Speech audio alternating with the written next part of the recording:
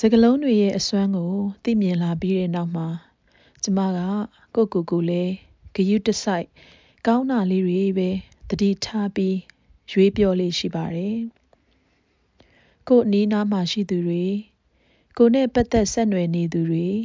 ကိုယ့်မိသားစုကိုယ့်မိတ်ဆွေတငယ်ချင်းတွေကိုလည်းကောင်းမွန်တဲ့စကားလေးတွေချစ်ခင်အကျိုးပြုတဲ့စကားလေးတွေရွေးချယ်ပြောမိတတ်ပါတယ်သူ့ရဲ့ကောင်းကွက်ကလေးတွေကိုချီးမွမ်းပြောပြပေးတာကိုယ့်အပေါ်ကူညီဖြည့်ဆည်းပေးတဲ့အခါကျေးဇူးတင်ကြောင်းလေးလေးနက်နက်ပြောပြတာမျိုးလုပ်ပေးခြင်းဟာသူ့အတွက်ရောကိုယ့်အတွက်ပါတကယ်စိတ်ချမ်းသာစေတဲ့ပေါင်းသင်းဆက်ဆံရေးတစ်ခုလည်းဖြစ်ပါတယ်ဒါကြောင့်ကောင်းတဲ့စကားလုံးတွေရဲ့စွမ်းအင်နဲ့ကိုယ့်ဘဝကိုပုံဖော်တည်ဆောက်ကြည့်ပါသူများကိုလည်းကောင်းတဲ့စကားလုံးလေးတွေရဲ့စွမ်းအင်နဲ့